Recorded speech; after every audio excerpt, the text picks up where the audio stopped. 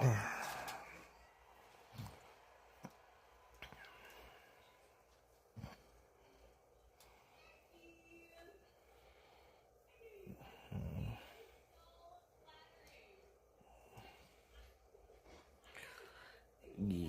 we here.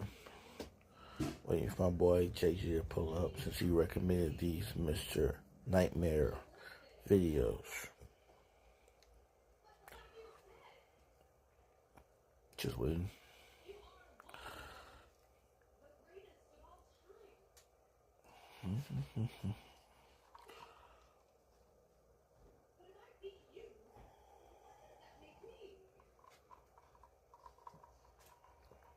All right. What's up, y'all? I'm JC, and you're watching Jose Calamar. Welcome to Mr. Nightmare. We have a contemplation of a bunch of different videos. Your boy has been low-key about to become a TikTok addict. I'm chilling all day Saturday, a couple of days ago, okay? And I'm going across these different Stitch videos of what's the creepiest experience you ever had and why is that? Just, you know what I'm saying? And it just, I go down this rabbit hole of just, and I'm usually like on YouTube like that, but like, bro, TikTok got me borderline like hooked. But I don't want to get TikTok, so I'd hurry force myself out of it. But I'm just in the mood for like paranormal, creepy story times. You know what I'm saying? I'm gonna listen to a bunch of supernatural stuff. Now, Mr. Nightmare, true crime type of energy. I'm here for it. So we have a ton of Mr. Nightmare, and we're going to. I was gonna like go into a bunch of episodes where we can break down and analyze different stuff. I'm gonna say it for another time. This stream, I'm just gonna stream until my battery percentage gets really low. We just go on stream Mr. Nightmare, and the first one we're gonna be doing is 3 scary true high school reunion horror stories. All right, let's just see what goes on this.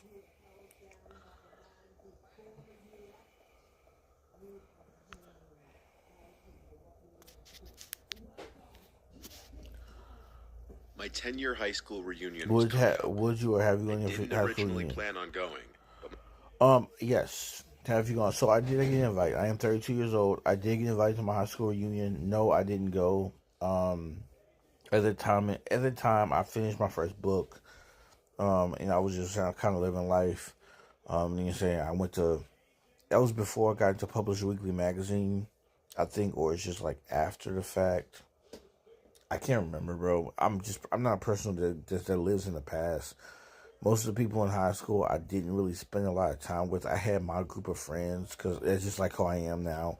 I'll have my handful of friends in real life who I'll spend time with. Other than that, I didn't really hang out with everybody. I mean, because who my personality was, and like you saying who I was, it had a handful of people that knew me, but I wasn't like a big on thing. So I wasn't really interested in high school or going back to the reunion situation.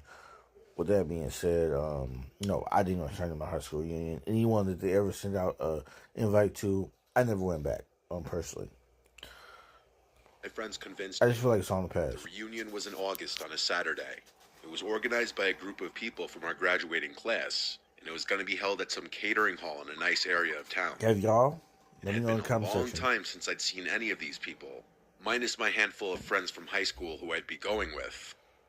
I really didn't want to go because I didn't like a lot of the people from my high school. Right? It's just high school. Small talk with 100 people I hadn't seen in 10 years sounded awful.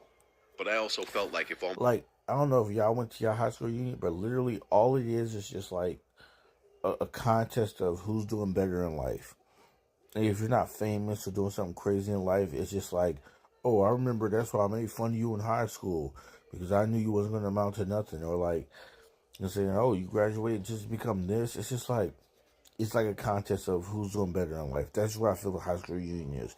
It has nothing to do with reconnecting with people or nothing like that. Unless you had some kind of obsessive crush or obscene crush you had in high school and you were trying to go back just to like kind of reconnect with that person you never had a chance with, I guess. But other than that, high school reunions, nah. My friends went and I didn't. I'd feel like I was missing out. When the night of the reunion finally came, I drove to my friend Kayla's house, and our 2 other friends Marissa and Sophia came as well. We were pre-gaming at her house. Then we ended up calling an Uber from there. The reunion started around 8, so we got there fashionably late at 9. We stepped into the party hall, and right away familiar faces everywhere, only older-looking versions of everyone. There had to be at least 80 to 100 people here, and it was more than I was expecting. Being with my friends made it easier to say hi to people I hadn't seen in forever. Right. The vibe honestly was a bit different than I was expecting. There was a DJ, party lights, and a generally loud atmosphere, whereas what I was expecting was a quiet, intimate setting focused heavily on talking. People were getting really drunk at this, including my friends. Heard that. We sat at a table with some other girls from high school. I'm drunk right now. It was about 10 of us at the table. As the night progressed and everyone mingled and caught up with different people, I found myself feeling a bit awkward as my friends were doing their own things. I was alone at the table eating. But you said later this year, it's going to be 10 years since I started high school. Golly, you starting to feel it, huh? You starting to feel how old you is? Ain't that crazy how the past started to seep in, bro? Noticed a guy who I didn't recognize at another table, looking in my direction. When we locked eyes, I looked away, but I wondered who he was. I glanced back for just a second and noticed he was still looking at me. Next thing I knew, he was coming over to sit next to me. He told me his name was Connor, and he started hitting on me immediately, saying he saw me across the room and couldn't help but come over and say hi. He was honestly decent looking. Hold on, are we pausing this? I'm sorry, I didn't realize who's telling the story. Is it a female or is it anonymous?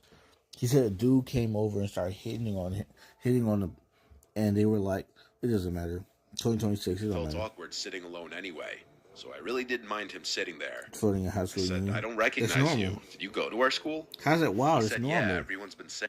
JJ, that's normal. JJ, it's a high school reunion. Think about the girl that you didn't get to, the girl that you didn't get a chance to flirt with and be with. You walk up to her and be like, hey, I thought you were super cute in high school. You look even better now. That's classic.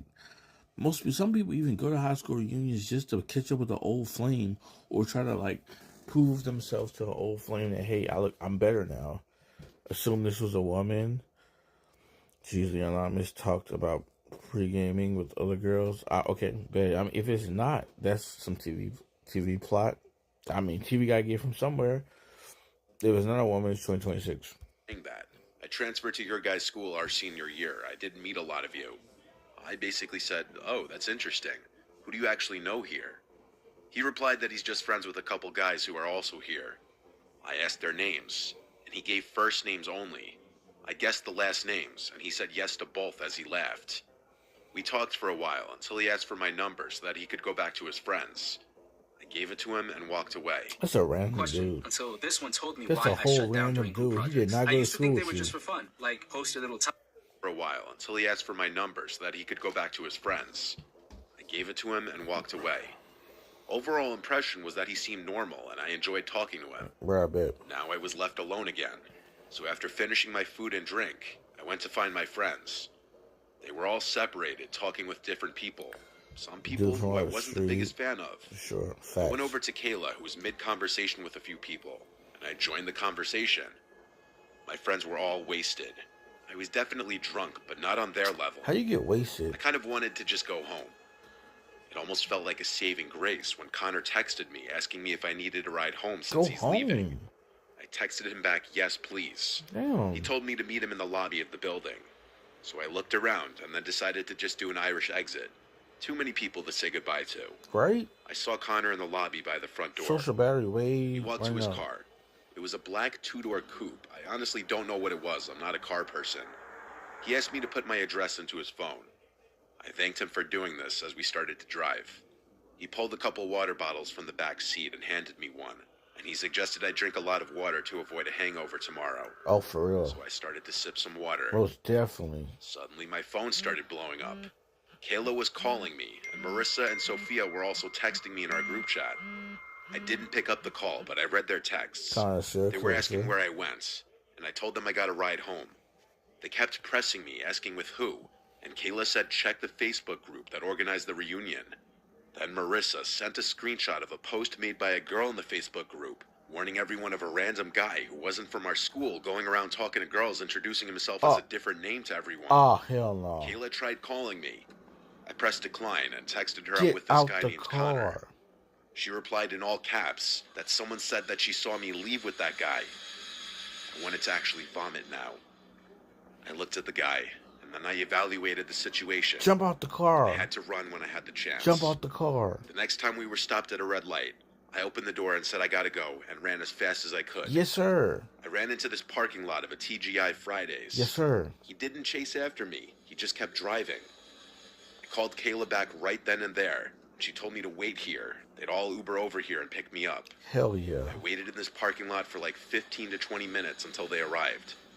By this point, I started feeling extremely drunk, lightheaded, and a foggy memory. Bro, if you don't go into TGI Fridays to smash some wings, I'm sorry. I haven't, bro. I've been drinking. I want some wings right now. Forgive me, bro. I apologize. I believe he had put something in that water bottle to try and sedate me. Oh, yeah. Thankfully, I didn't drink that much. Lucky The worst part about this was that the guy now had my apartment address. We all slept at Kayla's house that night. The next morning, I drove home. But shortly after entering my apartment, there was a knock at my door. I freaked out thinking it was that guy. But I saw it was my neighbor through the window. I opened the door, and my neighbor asked me if I knew the guy who came to my apartment last night and was looking through the windows. I told him all about last night. Wait, what? He was appalled too. He said when he confronted the guy asked him if this was where Miranda lives. My neighbor was wise enough to say, no, you have the wrong apartment. My neighbor doing this just may have saved me from that guy ever coming back. Nice. When my lease was up, I moved to a different apartment in the same community, I just to be safe. I'm super grateful my friends all tried to warn me in time before it was too late. Great friends. Great friends. Story 2, Anonymous. My high school does 5 and 10-year reunions. My 5-year reunion was a few years ago. My high school was on the smaller side with around 200 kids per grade, so just about everyone knew everyone, even if just partially. For the 5-year reunion, it was being held in a small banquet hall in town. I was excited to go see all my old friends who I hadn't seen in forever. Of course, arriving to these things alone can be a bit scary, so my friend Julia and I were going to go together. Julia has been my best friend ever since middle school. She knows about everything that I've been through, and I know about everything that she's been through. That includes the situation I had with a boy named Tyler. Tyler was a boy who I had a little bit of history with, meaning we hooked up a few times senior year. But he quickly started giving me crazy and obsessive vibes, and when I cut him off, he threatened me and got aggressive. He sent me threatening texts, like he knows where I live and he knows when my parents aren't home and That's more. crazy. One night he came to my parents' house and threw rocks at my window, and my dad had to go outside and chase him away. Oh, yeah, serial As killer. time passed, I guess he lost interest in harassing me.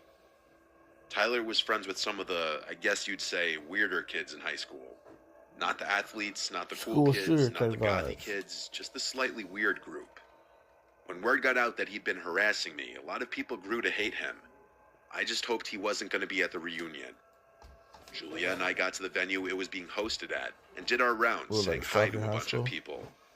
There was a solid 50 people there at the peak of the night, which was a solid turnout considering the small size of our grade to begin with.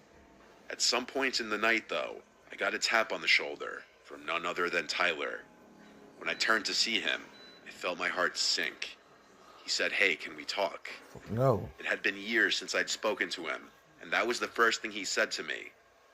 I said something along the lines of, "Hey, I hope you're good, but there's nothing to talk about." Facts. I tried to walk away.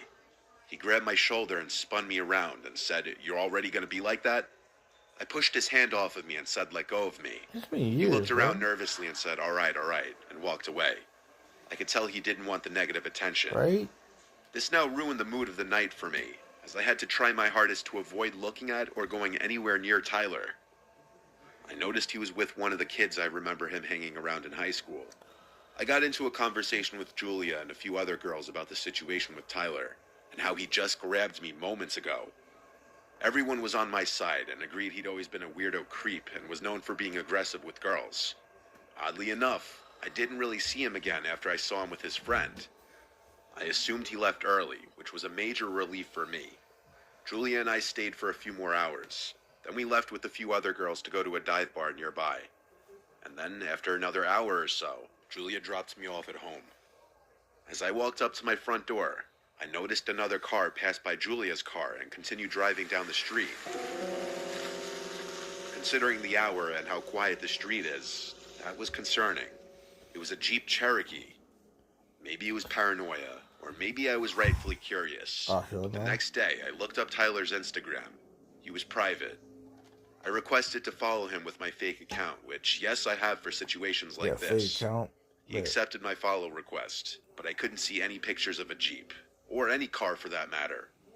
This made me feel slightly more at ease. I live alone, so my worst fear was Tyler finding my new address and coming to my house at night. The next day, Tyler DMs me on Instagram a long message, trying to manipulate me into seeing him. Bet. All these years later, he was still giving me obsessive, creepy vibes. He's a serial killer. Blocked his Instagram, but I never could have imagined what that would have led to next. The same night I blocked him, I woke up to my doorbell ringing at 1 a.m. repeatedly. I was so scared. It had to be Tyler. I just knew it. I didn't know what to do. I didn't exactly have my dad here to chase him away like all those years ago.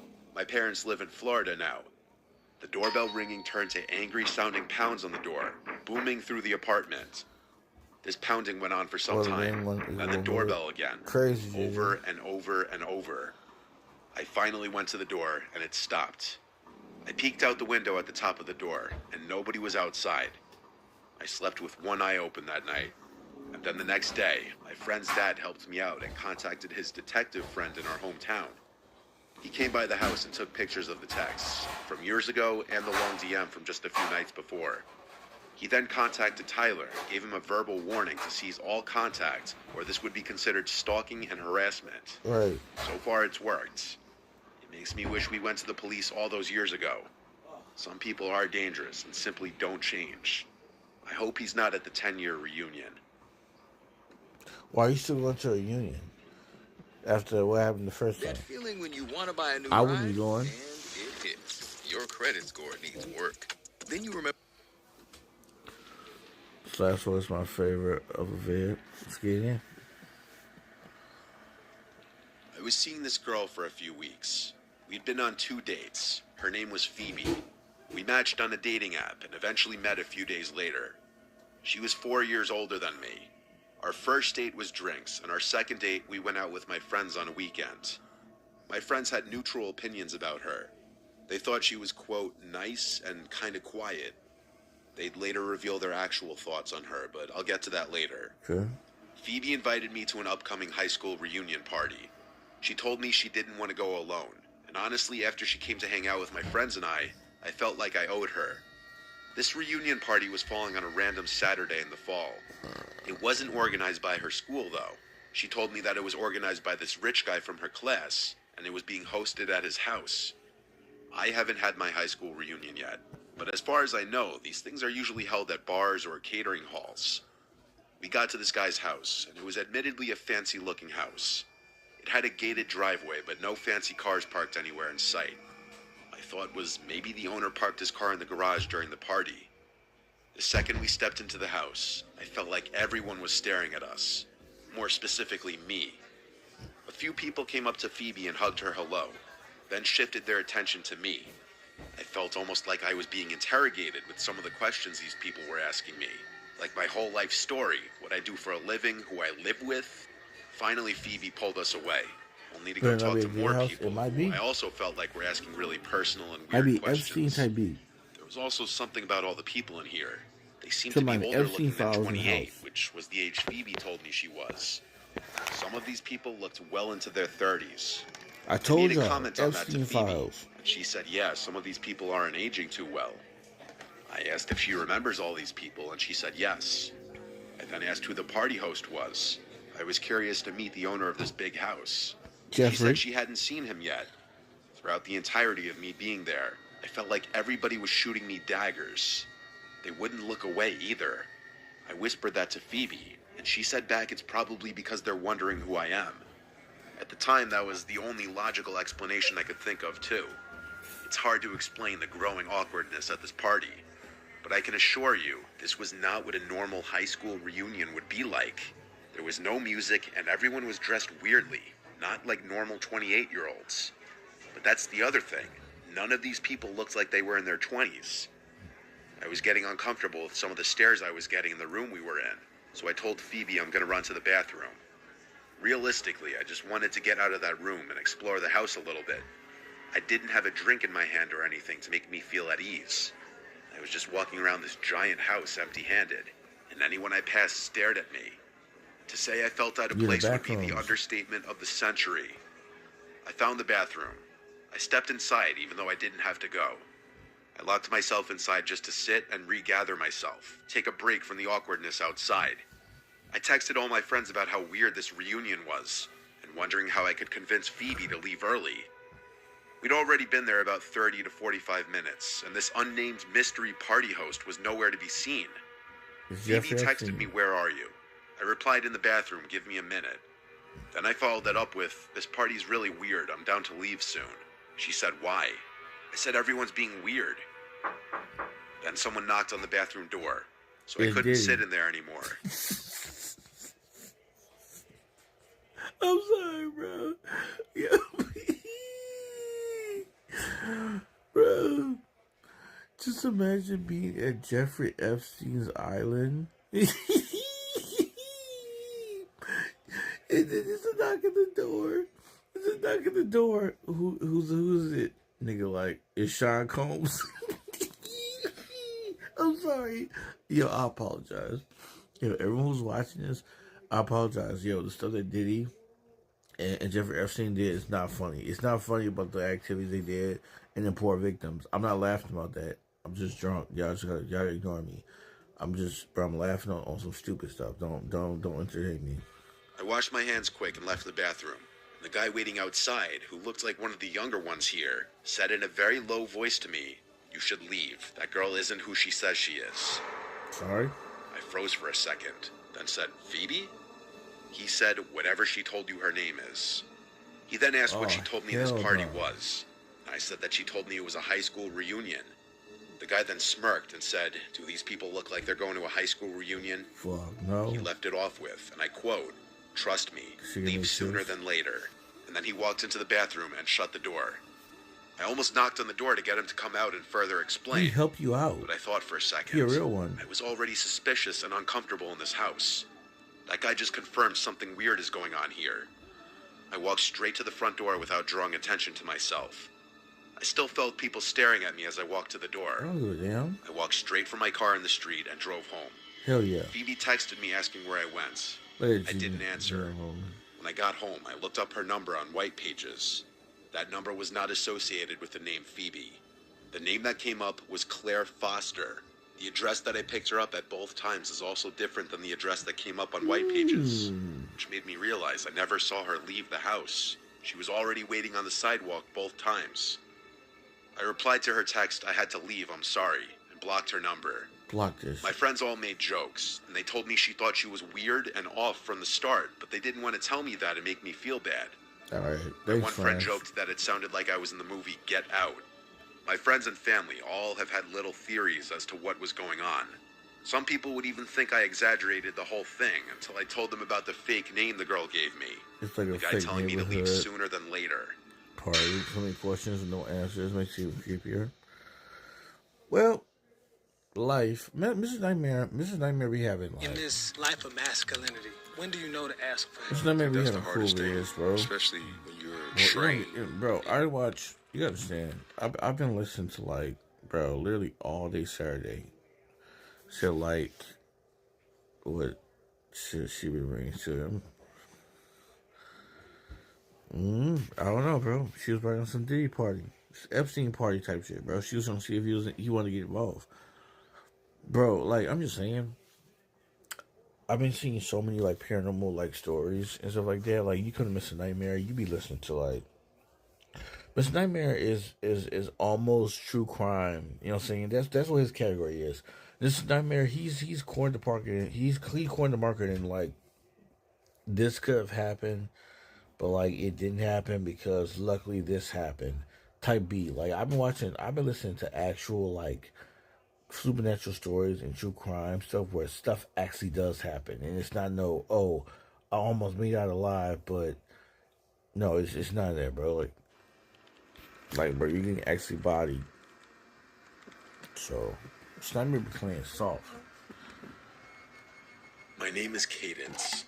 I work the closing shift at a small dive bar in the quieter part of my town. The The place is right off the highway, but the parking lot also has a back entrance that's available to the general town. It's nothing fancy, just a dimly lit spot where the regulars know each other by name, and the jukebox has been playing the same rotation of classic rock for years. Most of our customers are locals, truckers passing through, and the occasional lost tourist looking for a stiff drink. I like it though. The routine is predictable, the tips are surprisingly decent, and I've learned how to handle the usual bar crowd. The talkers, the flirters, the quiet drinkers, and the ones who just want to be left alone. Weekends are obviously a lot more hectic, but the thing about working during the week is that I'm expected to work my night shifts alone. I don't even get a bar back to pop in now and again. Yeah, it's obviously easier work and slower during the week, but I miss the company of my coworkers. I tend to be pretty vigilant during my shifts because we do get the occasional bar fight considering the kinds of crowds we attract. That's why I clocked the guy immediately. It was sometime after 1 in the morning on a Tuesday when he walked in. If I had to guess, I'd say he was in his late 40s, but he was extremely clean-cut and well-groomed. Not the kind of look you'd expect from a guy his age in an area like this. He was wearing a black turtleneck underneath a black trench coat. Definitely well-dressed, but casual about it. It's a woman? I'm not sure how to explain it, but he had this aura of sophistication about him that makes you think of money. Real money. Not the loud look-at-me kind. He glanced around slowly before walking swiftly over to the bar and taking a seat. I also remember him having oddly good posture, but that's neither here nor there. When I walked over, he glanced at the bottles behind me and ordered something top shelf without hesitation. As I was pouring his drink, he asked me if I liked working here with a smile on his face. It was a normal enough question, so I answered him honestly. I told him yeah, and smiled back. I then made a joke about being a bartender or something. I wish I could say I got a creepy vibe from him, but that's not the energy he was giving off. He genuinely seemed like a stand-up guy, kind of like the single dad at his kid's baseball game that gives the whole team a high five. He chatted with me for a bit, which I didn't mind since the bar was pretty quiet at that point. Eventually, he asked me if I ever thought about doing something bigger, which I admit was somewhat bizarre. Again though, not a totally creepy question given the nature of the situation. Oh, bro, he wants you to do something bigger. Bro, this nigga wants you to get involved in OnlyFans. That's what he mean, bro. I gave him my standard bartender smile and told him I was happy for now. He nodded and sipped his drink, seemingly disappointed at my answer for reasons I didn't understand. After a long pause, he asked me what time I got off out of nowhere. That question surprised me. I hadn't picked up any kind of flirting from him whatsoever, so I was a little disappointed to discover that our conversation had just been another one of those empty attempts at getting my number. I smiled and gave him a vague answer, trying to brush him off in a friendly way without seeming uptight. Before he could answer, I busied myself and began wiping down the counter, but he didn't press. He just smiled like he already knew, then drained his drink and pulled out a crisp $100 bill, laying it gently on the bar like it was nothing. Oh, he got like that. Without another word, he walked out into the night. I didn't really know what to make of the encounter.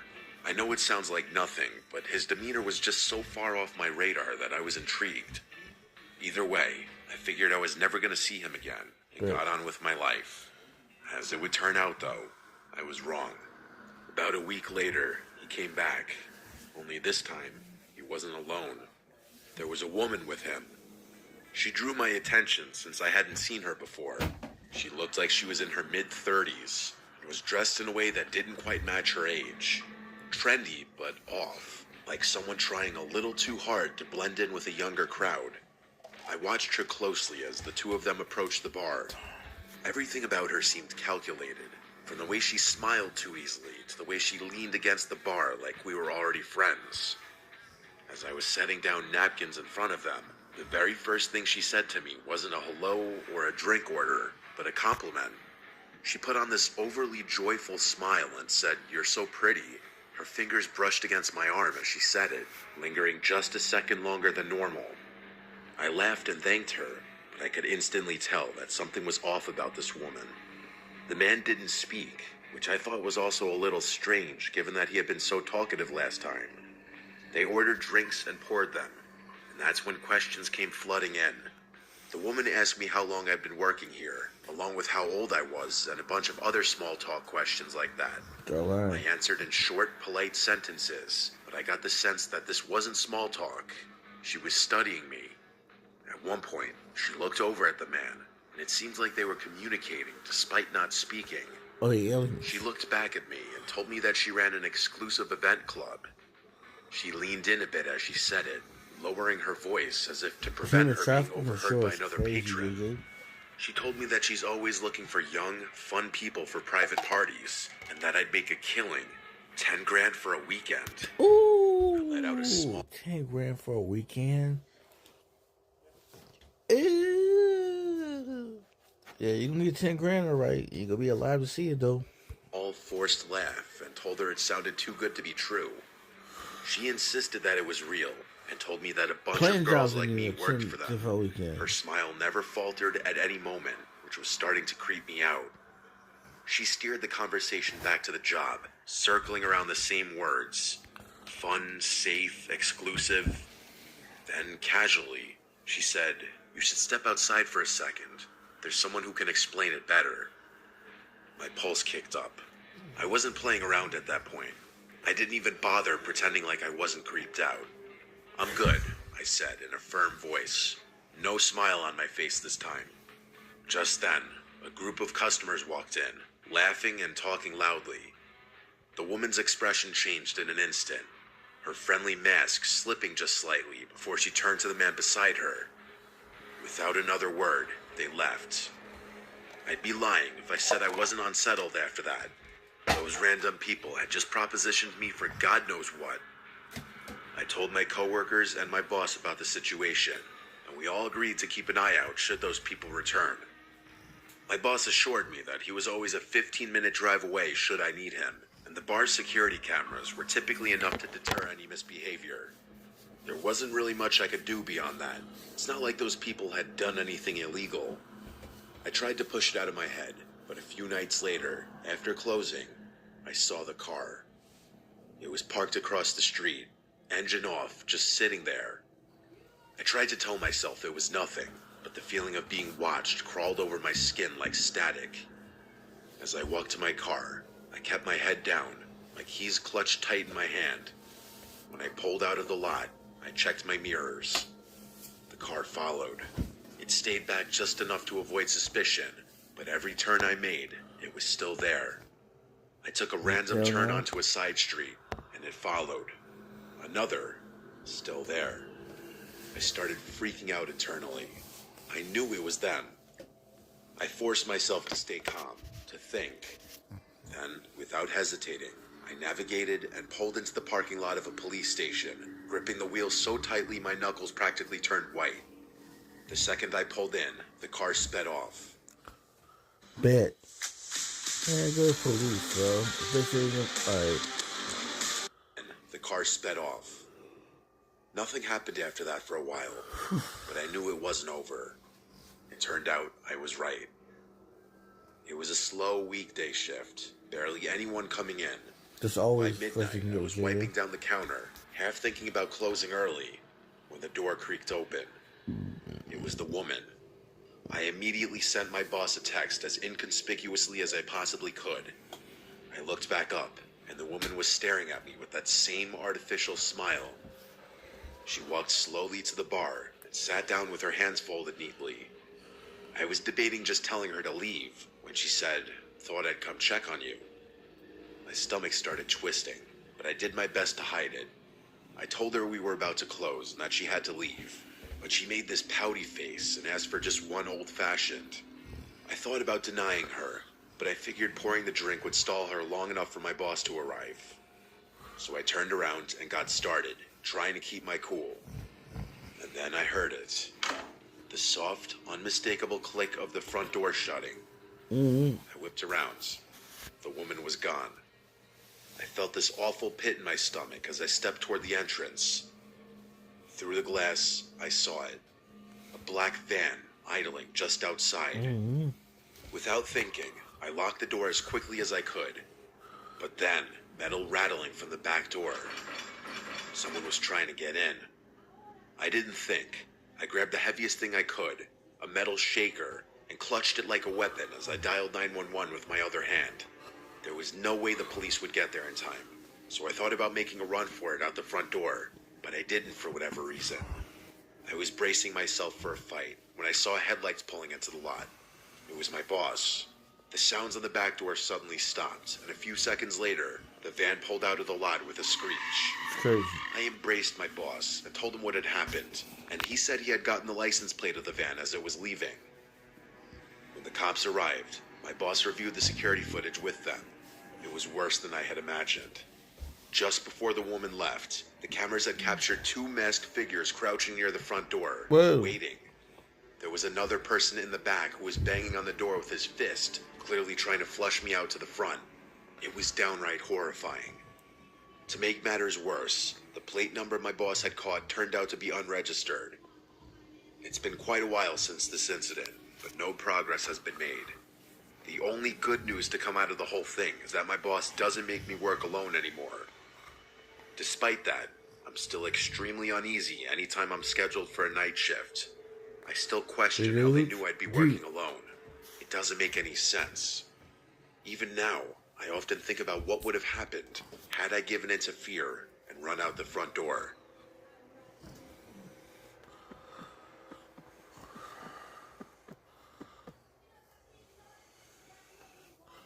I used to work the night shift at a gas station / convenience store off a quiet stretch of highway. I say used to because after what happened to me a few months ago... Hold on, y'all. Hold on. I want to put it in my headphones and see if y'all still can hear me. I ain't gonna lie. I'm trying to put in my headphones, my wireless headphones, and see if y'all can still hear me or not. See something?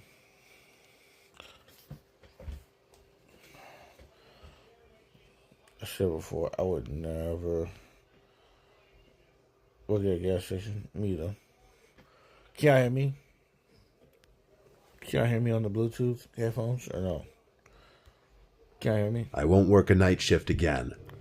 It's a small station, the kind that barely gets any business once it gets late. Nice. Most of my shift was spent restocking shelves, wiping down counters, and occasionally ringing up a trucker or traveler passing I'm not working through. at gas stations either. I remember the whole thing vividly. It was just past 2:30 in the morning. By then, even the truckers had mostly dried up, and I was left with basically nothing to do.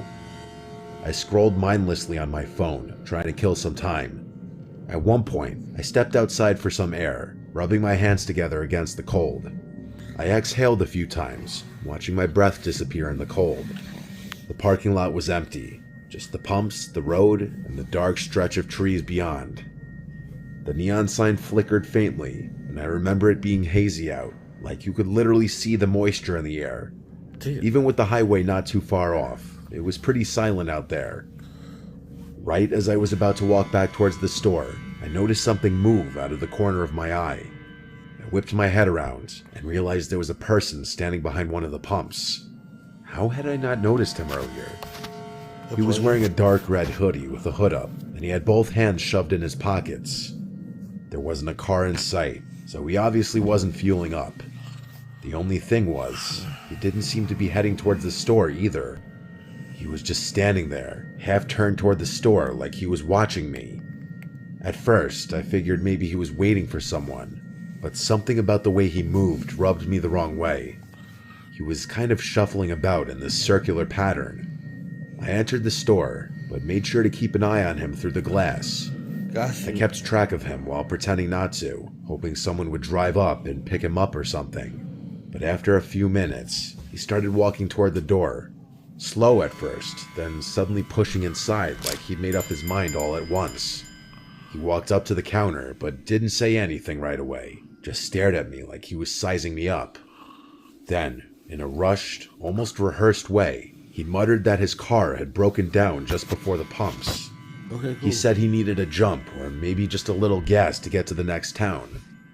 I was literally shocked. He wasn't even trying to make his story believable.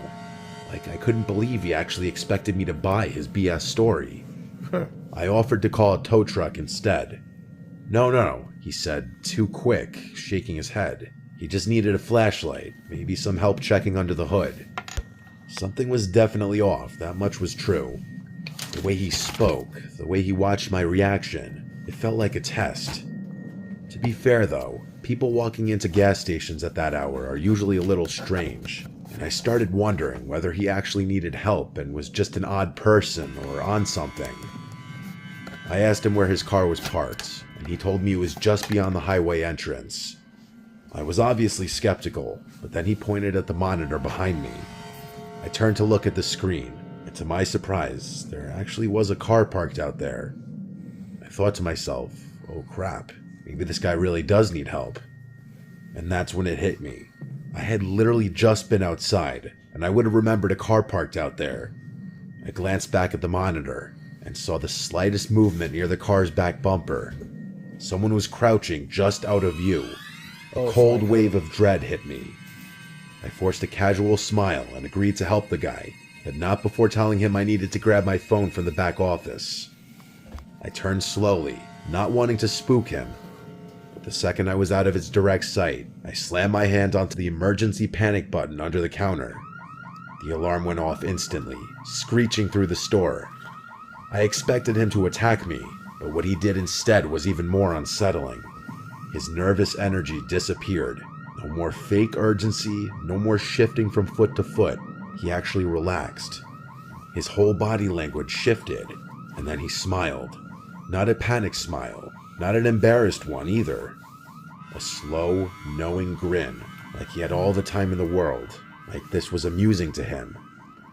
I was in shock. I didn't even have time to get physical with him. In one fluid motion, he turned and bolted. I ran to the monitors just in time to see both of them take off.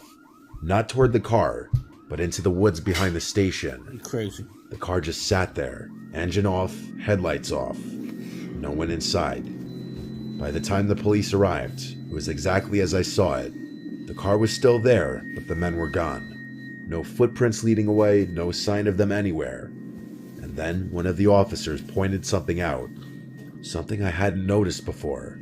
The front passenger door was open. There had been a third person inside the whole time. The police took my statement down, I turned over the surveillance footage, and that was that. A few days later, they followed up with me. They had the car towed and ran the plates. Turned out, it had been reported stolen nearly a week earlier, over 100 miles away. No one had come forward to claim it, no reports of missing persons, no other crimes linked to it, just an abandoned vehicle in the middle of nowhere with no explanation. That was months ago and still nothing. I don't know why convenience stores are such popular targets, but I can say for sure that I will never work another night shift again.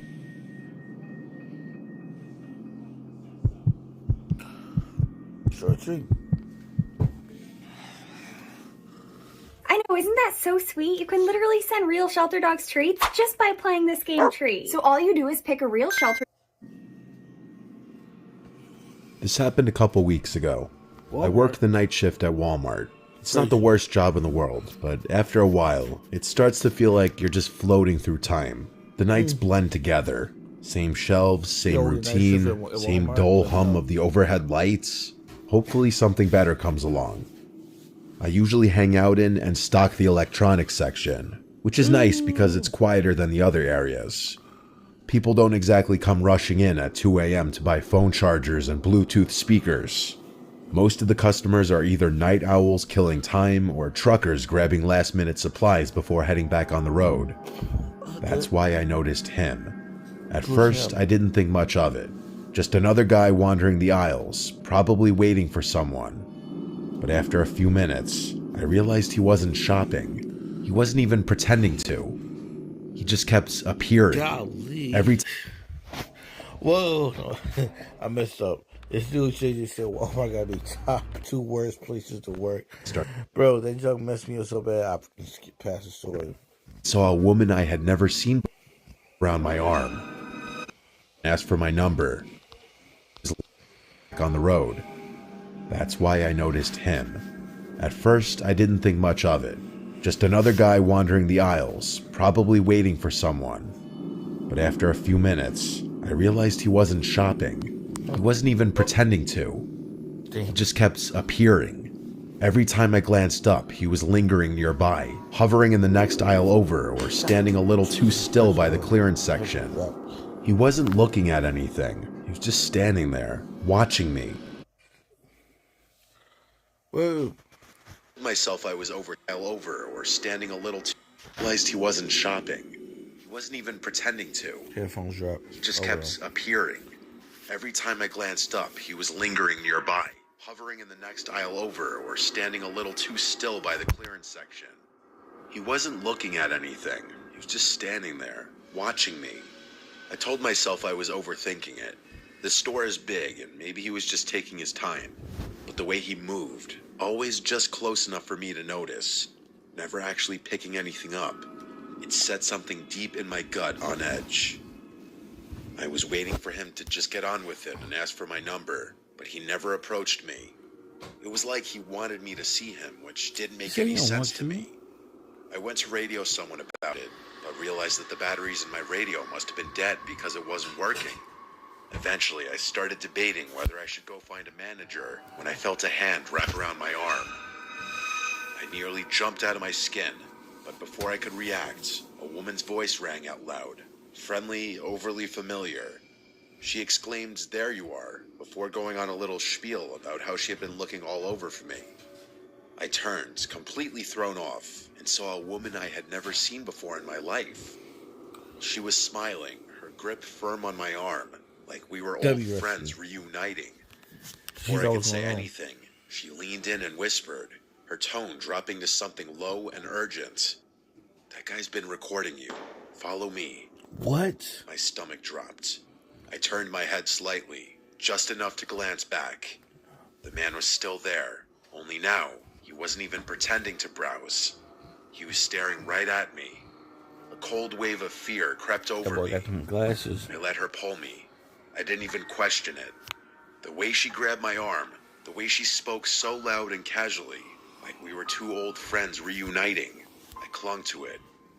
I was beyond grateful that someone had realized what was going on and put herself in an uncomfortable position just to help me. Nice. She kept up the act as we walked, rambling about something, maybe a trip she had taken, maybe an inside joke we supposedly shared. Right. I barely processed the words. My thoughts were stuck on him. Had he really been recording me?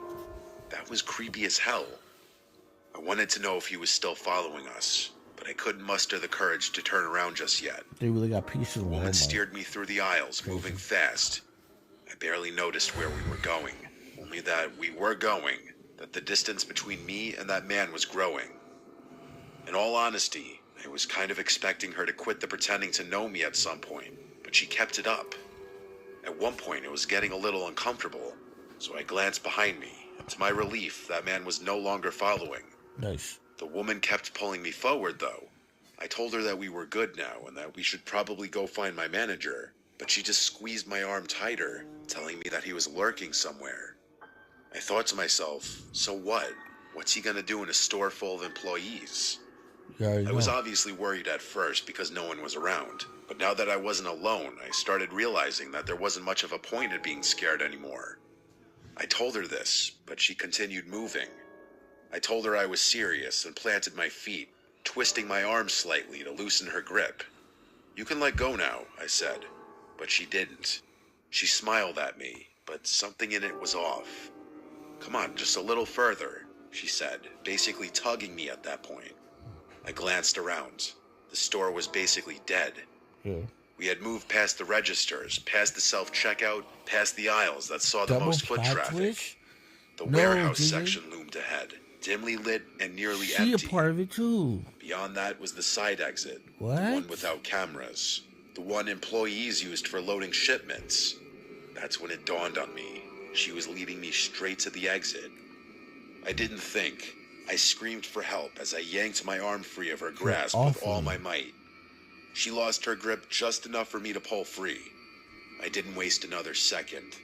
I turned and ran toward the front of the store. As I fled, she yelled out something behind me.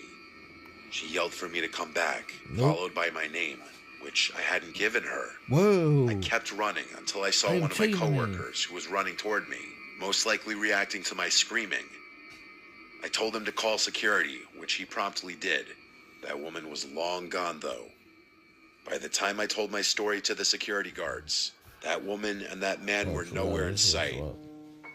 They reviewed the security footage, and just as I suspected, the woman and man walked into the store together. She had been with him the entire time. Whoa. The man's face was clear as day in one of the frames, but hers was always turned away. I had a feeling she was the mastermind behind the whole thing, so I was infuriated that the cameras hadn't picked her face up. Every second of it had been planned. The police got involved, and the whole thing went down as a failed abduction attempt. They were in I'm cahoots. still waiting for a So resolution human about it. trafficking. That man should definitely be easy to track down, given his face was caught on camera. I have no idea how that woman knew my name. That's what terrifies me the most. Those people hadn't just picked me at random. I was a direct target. It's crazy.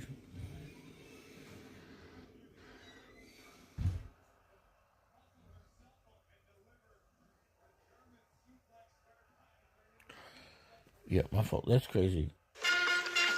Holy man. Hey, last one down buys the Ultras? You're on. Hey, now we just My tab. Alright, we're gonna come back and return to these. We're probably gonna hit these Olympus Nightmare videos as episodes, like videos for YouTube or TikTok, and we're gonna get those out. See, right quick. My truck getting hot. My phone getting hot. We're gonna end the stream right here, man. Yeah, we'll get those other videos though sent in. No regrets. This time I got some crazy stuff, bro. You see, got some crazy stuff.